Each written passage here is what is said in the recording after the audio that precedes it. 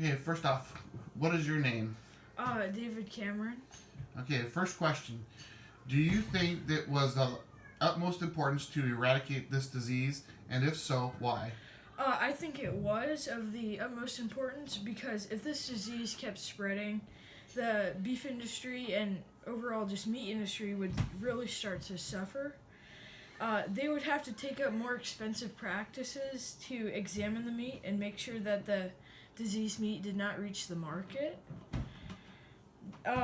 In the event that even a small quantity did get onto the shelves, there would be much more of a community outrage, so call it, if because they're just people that even the slightest thing might tick them off, and there is reason to that because this disease can kill people.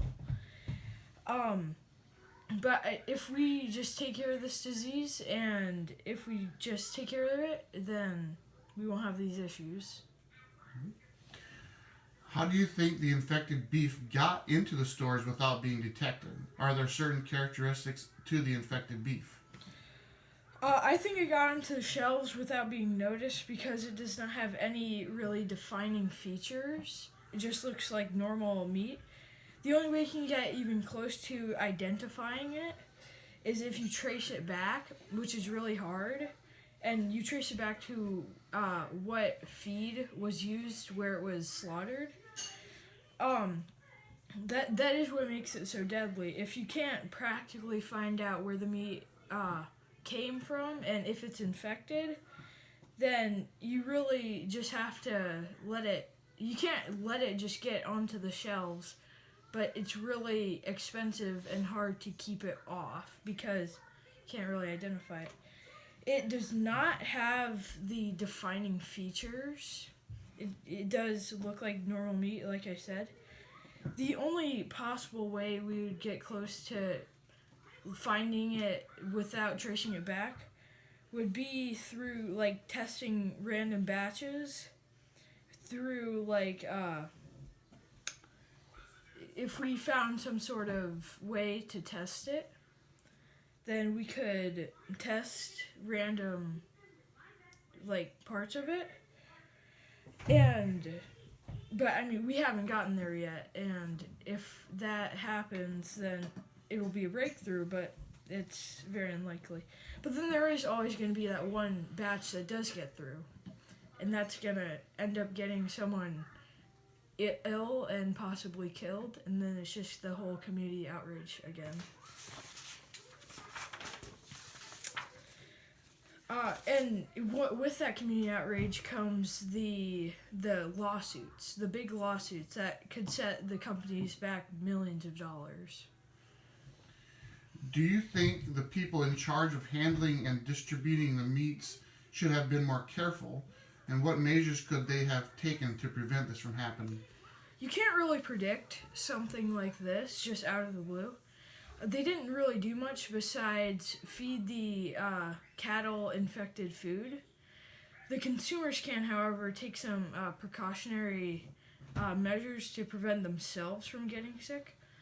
Some ways they can start by helping them not get sick are to avoid certain meats that could contain the cow's spinal cord or any part of their nervous system, including their brain.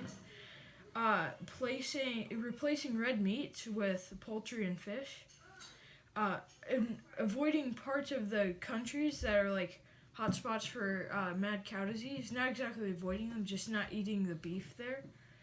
And if worse comes to worse, just skipping meat altogether. It can't be cooked out of food. Mad cow disease can't be cooked out of food. You can nuke it beyond recognition, and it's still there. Milk is not known to pass on the disease, so that's fine. One thing I do advise the companies, however, to do is monitor what the cows are eating and not let the infected meat through. The infection, CDJ, is a disease in humans that is associated to mad cow disease. If this disease can't be treated with normal disinfectants, then what can be used to prevent this disease? There are not many options for treatment of CJD because, just as I stated, it can be prevented in many ways. CJD is what you get if you eat the infected meat, the spinal cord and brain of the infected cows. The disease is 100% fatal to all the cows that contract it, and there is no known cure. Unfortunately, there's no known cure for the human equivalent either. The patients are usually treated with pain relievers or anything else that could give them comfort. Most of them usually die. There have been about 150 deaths of humans. Do you think that there is a need to take these expensive precautions to prevent infected meat now that the disease is nearly eradicated? Yes, I do think these precautionary methods are still practical because if we relax and put our guard down, this disease could just become a big problem again. And if we don't take these precautions, when the next outbreak does come, we'll just be as unprepared as we were 15 years ago. There will be just as much, if not more, loss of money and life because the disease will grow in the same environment, if you say, because we're not really doing much to protect it if we don't take these precautions. If we do keep taking these, however, then we will be prepared for the next MCD outbreak because once we can identify it, we'll just use our experience with it and break it and destroy it, and hopefully without any loss of life. Thank you. Mm-hmm.